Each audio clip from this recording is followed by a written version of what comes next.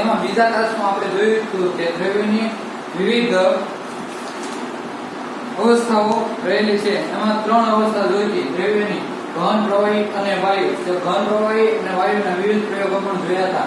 હવે આજના તાસમાં આપણે દ્રવ્ય શું પોતે પોતાની અવસ્થા બદલી શકે છે? તો એનો પ્રશ્ન એવો છે કે દ્રવ્યો પોતે પોતાની અવસ્થા બદલી શકે છે? તો એનો જવાબ છે હા, કે દ્રવ્ય પોતે પોતાની અવસ્થા બદલી શકે છે. જેવું એને વાતાવરણ મળે તેવા વાતાવરણમાં તે પોતે પોતાની અવસ્થા બદલે છે. એના માટે એક પ્રયોગ આપણે કરવામાં આવે છે. એ પ્રયોગમાં શું કે દબાણના ફેરફારની અસર. તો એમાં એક તો દબાણના ફેરફારની અસર, બીજું છે તાપમાનના ફેરફારની અસર. તો એ પ્રયોગ એવો છે કે પહેલો આપણે જોઈશું તાપમાનના ફેરફારની અસર એ દ્રવ્યો પર શું થાય છે. તો તાપમાનના ફેરફારની અસર, તો પહેલા તો 150 ગ્રામ બરફ લેવામાં આવે છે. એક બીકર હોય, એક બીકરમાં 150 ગ્રામ બરફ લેવામાં આવે છે. તો આ આખો પ્રયોગ છે. આ પ્રયોગમાં એવી રીતના છે, એક સ્ટેન્ડ છે, સ્ટેન્ડમાં આ બીકર છે, બીકરને આ વાયર ડોઝ આકારની ત્રિપાઈ સ્ટેન્ડ ઉપર મૂકવામાં આવે છે. નીચે બર્નર રાખવામાં આવે છે અને અહીંયા જે આ સળિયો છે એ કાચનો સળિયો છે. તો આ કાચનો સળિયો અને આ જે છે એ થર્મોમીટર છે. થર્મોમીટરનો જે પારો છે એ આ બરફની અંદર ડૂબેલો રાખવામાં આવે છે કે જ્યારે હવે બર્નર જ્યારે બંધ હોય ત્યારનું તાપમાન એક રીડિંગ નોંધ કરી લેવાની છે કે જ્યારે બરફ અવસ્થામાં હોય અને બર્નર બંધ હોય ત્યારનું એક તાપમાન આપણે નોંધ કરી લેવાનું છે. તેવી જ રીતે કે હવે બર્નર શરૂ કરવામાં આવે છે, ધીમે ધીમે બર્નરને આપણે જગાવીએ તો બર્નર શરૂ કરવામાં, તો ધીમે ધીમે જે બરફ છે એ બરફને ગરમી મળતા અથવા તો ઉષ્મા મળે છે ત્યારે તે બરફ ઘન સ્વરૂપમાંથી પ્રવાહીમાં રૂપાંતર થાય છે. તો એ બરફ શું થાય છે કે પીગળવા મળે. આવી રીતે આપણે જોયું છે કે મોટા મોટા હિમાલય મહાસાગર કે એની અંદર જે બરફની પાઇટો છે, જ્યારે ઉનાળા જેવો સમય આવે છે ત્યારે તે શું કરે છે કે પીગળવાના શરૂ કરે છે. આપણે એવું જોયું કે અમુક નદીમાં પૂર આવે છે. તો બ્રહ્મપુત્રા છે, જેમ કે સિંધુ છે, આવી મોટી મોટી નદીઓમાં હિમાલયના ડુંગરના કારણે જે બરફ આચ્છાદિત વિસ્તાર છે એના કારણે તે નદીઓમાં પૂર આવે છે. તો એ એક પ્રકારનું હતું કે બરફ ઓગળે તો તેના કારણે તે શું થાય કે પાણીઓના સ્તર, જે નદીઓના સ્તર છે ઊંચા આવે છે. તો આ પ્રયોગ એવો છે કે જ્યારે બરફ છે એને ઓગાળેલ બરફના ટુકડાને બીકરની અંદર નાખવામાં આવે છે ત્યારે તે ઘન સ્વરૂપમાં હોય છે. હવે એને જ્યારે બર્નર વડે જગાવવામાં આવે છે, જ્યારે બર્નરની મદદથી તેને ઉષ્મા આપવામાં આવે છે ત્યારે તે ઉષ્મા બરફ પોતે અમુક પ્રકારની ઉષ્મા લે છે, જેથી તે ઘનમાંથી પ્રવાહીમાં રૂપાંતર થાય છે. એવી રીતે હવે જ્યારે ઘનમાંથી પ્રવાહીમાં રૂપાંતર થવાનું શરૂ કરે ત્યારે તેનું એક રીડિંગ નોંધ કરી લેવાની છે. આવી જ રીતે બીજું સ્ટેન્ડ છે કે એમાં એક સ્ટેન્ડ છે, એક થર્મોમીટર છે, કાચનો સળિયો છે અને જ્યારે બર્નર છે. હવે એમાં શું થયું કે જ્યારે પાણી બરફ હતું એ પાણીમાં રૂપાંતર થવાનું શરૂ થયું, ત્યાંનું રીડિંગ નોંધી લીધું. હવે બીજું, પાણીનું જ્યારે વરાળમાં રૂપાંતર થવાનું શરૂ થાય, આ જે પાણી છે એનું વરાળમાં રૂપાંતર થવાનું શરૂ થાય ત્યારે તેનું રીડિંગ નોંધ કરી લેવાનું. પણ આ જે સળિયો છે એના મદદથી પાણીને હલાવીને પછીનું રીડિંગ લખવાનું રહેશે. તો આવી રીતે ઘન પદાર્થનું તાપમાન વધે કે ઘન પદાર્થ હોય એનું તાપમાન વધે. આ જે બરફ હતો હવે એને તાપમાન વધારે તો એનું શું, એની ગતિ ઉર્જામાં વધારો થયો. એની ગતિ ઉર્જામાં વધારો થયો, એના કણો છે એની આજુબાજુનું દોલન એની ઝડપથી થવા મળશે. કે ગતિ ઉર્જા વધે તો કણ છે એની ઝડપ કેવી થાય, વધે છે, અથવા તો તે શું કરે, જલ્દી કંપન કરે છે. હવે ઘનનું પ્રવાહીમાં રૂપાંતર થાય કે ઘન પદાર્થનું પ્રવાહીમાં રૂપાંતર થવાની ક્રિયાને તેને શું કહેવાય, ગલન બિંદુ કહે છે. હવે આપણે કોઈ પણ પ્રયોગશાળામાં પ્રયોગ કરીએ ત્યારે ઘનનું પ્રવાહીમાં રૂપાંતર થવાની પ્રક્રિયાને તેનું ગલન બિંદુ, એનું રીડિંગ આપણે ગલન બિંદુમાં નોટ કરવું પડે છે, અથવા તો ગલન બિંદુની અંદર એનું રીડિંગ લેવામાં આવે છે. કે બરફ, તો આપણે એમ જોયું કે તો બરફ ક્યારે પીગળે છે તો ત્યારે એનું ગલન બિંદુ શું મળે છે, તો બરફનું ગલન બિંદુ 273.15 કેલ્વિન મળે છે. આ એક. હવે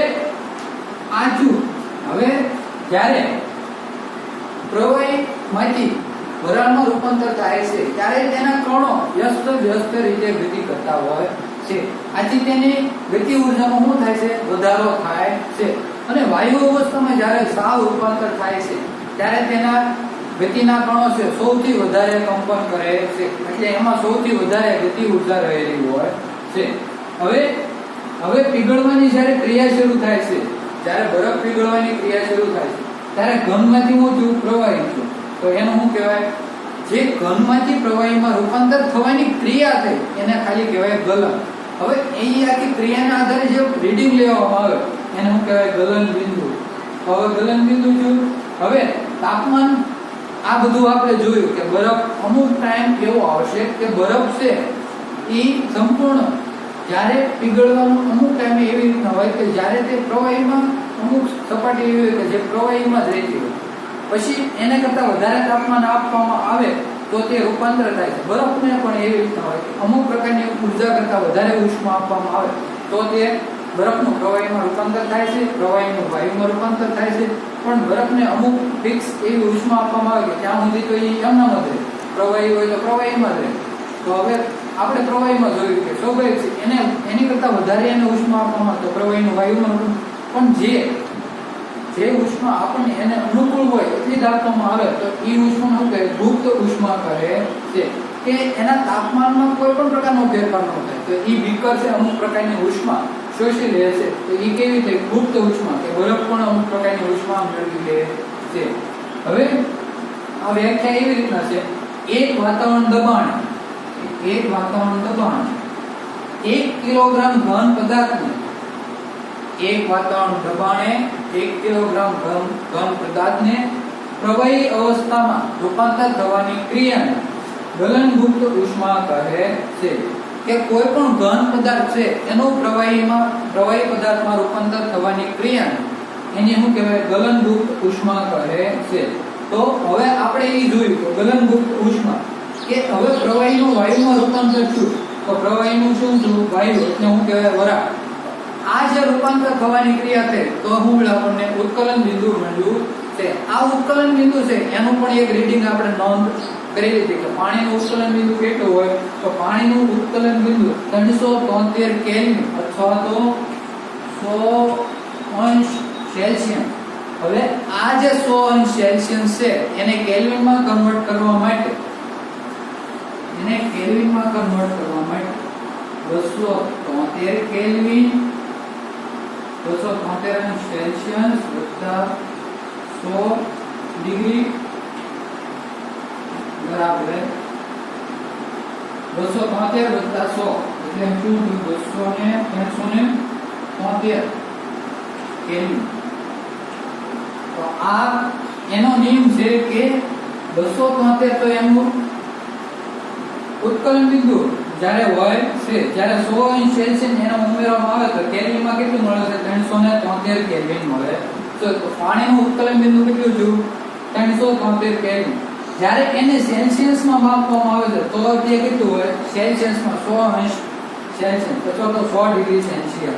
હવે તો આ પ્રકારની ત્રણ અવસ્થા: ઘનમાંથી પ્રવાહી, પ્રવાહીમાંથી વાયુ, વાયુમાંથી પાછું પ્રવાહી, પ્રવાહીમાંથી ઘન. હવે ઘન અવસ્થામાંથી પ્રવાહી અવસ્થામાં એને રૂપાંતર થવું હોય તો આપણે એને શું કરવું પડે? ઉષ્મા આપવી પડે. હવે પ્રવાહીમાંથી વાયુમાં રૂપાંતર થવું હોય તો એને પાછી ઉષ્મા આપવી પડે. પણ હવે ઉલટું કે વાયુમાંથી પ્રવાહીમાં રૂપાંતર થવું હોય તો એને ઉષ્મા આપવાની નહીં, પરંતુ ઉષ્મા એની પાસેથી શોષી લેવાની, એટલે એને શું કરવાનું? ઠંડુ કરવાનું. હવે પ્રવાહીમાંથી પાછું ઘનમાં લાવવું હોય તો વધારે ઉષ્મા શોષવાની, એટલે શું કરવાનું? એને ઠંડુ કરવાનું. આપણે જોયું છે કે બરફ હોય તો બરફને પહેલા આપણે સૌપ્રથમ જોયું તો પ્રવાહી હોય એટલે પાણી હોય એને ફ્રીજમાં મૂકવામાં આવે તો તે બરફ સ્વરૂપે રૂપાંતરિત થાય, એટલે બરફનો ખાંગલો થઈ જાય છે. હવે એને જ્યારે વાતાવરણની અંદર મૂકવામાં આવે, ખુલ્લું મૂકવામાં આવે ત્યારે તે શું થાય છે? પાછું ઉષ્મા મેળવે છે. ઉષ્મા મેળવવાના કારણે તે પોતે પાછું પ્રવાહી સ્વરૂપમાં રૂપાંતર થાય છે. આવી રીતના એની અવસ્થામાં તે રૂપાંતર થાય છે. હવે એક બીજો પ્રયોગ એવો છે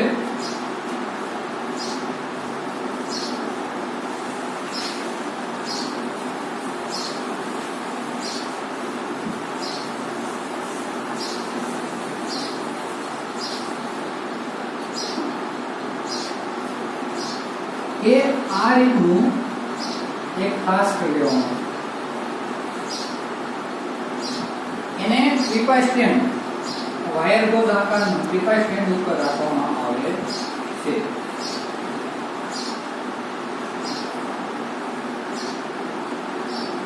અને એને બર્નરની મદદથી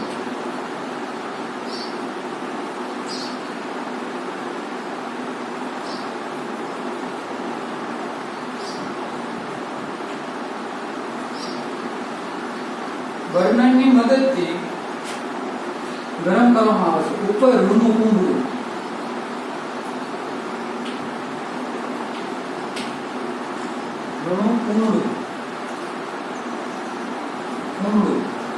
રાખવામાં આવે છે. અહીંયા કોપર અથવા તો એમોનિયમ ક્લોરાઇડ, કોપર અથવા તો એમોનિયમ ક્લોરાઇડ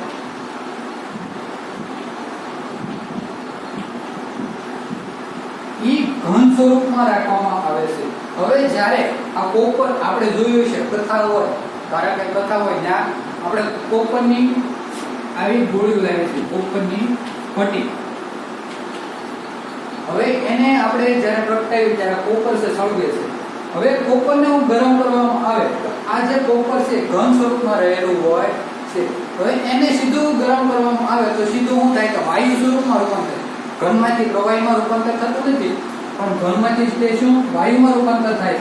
તો એની અસર આ રૂના કુંભળા પર જોવા મળે છે. અને અહીંયા આ જે કાચની સપાટી છે તેના ઉપર આપણને પાણીના ટીપા ભાજી ગયેલા દેખાય છે.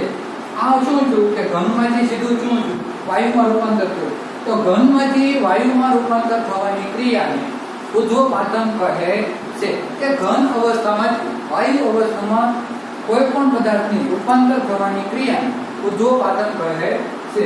હવે આવી જ રીતે કે ઘનમાંથી વાયુમાં રૂપાંતર પણ વાયુમાંથી સીધું ઘનમાં રૂપાંતર થાય તો શું થાય કે વાયુનો કોઈ પણ પદાર્થ હોય તો વાયુમાંથી ડાયરેક્ટ સીધો ઘન સ્વરૂપમાં રૂપાંતર થાય તો એને નિક્ષેપણ કહે છે. નિક્ષેપણ એટલે કે વાયુમાંથી ઘન સ્વરૂપમાં રૂપાંતર થવાની પ્રક્રિયા નિક્ષેપણ કહે છે. તો આ વિવિધ રીતે તાપમાનના ફેરફારની અસરના કારણે દ્રવ્યમાં શું ફેરફાર થાય છે એ આખો પ્રયોગ વિગતવાર તમારે વિદ્યાર્થી મિત્રો તમારે લખવાનો રહેશે કે શું દ્રવ્ય પોતાની અવસ્થા બદલી શકે છે. તો હા, તો કઈ રીતે દબાણના આધારે અને તાપમાનના આધારે. એમાં તાપમાનના આધારે કઈ રીતના બદલી શકે એના બે પ્રયોગની અંદર ગલનબિંદુ, ઉત્કલન બિંદુ, પછી નિક્ષેપણ, ઉર્ધ્વપાતન. તો ગલન કોને કહે છે, ગલન ઉષ્મા કોને કહે છે, જ્યારે ઉષ્મા શેપક, ઉષ્મા શોષક. આમાં આપણે જોઈએ તો ઉષ્મા મળે છે તો ઉષ્મા શેપક, જ્યારે ઉષ્મા એને શોષવામાં આવે તો ઉષ્મા શોષક કહેવાય. હવે આવી રીતના વિસ્તૃત તમારે એક આખો પ્રશ્ન લખવાનો રહેશે.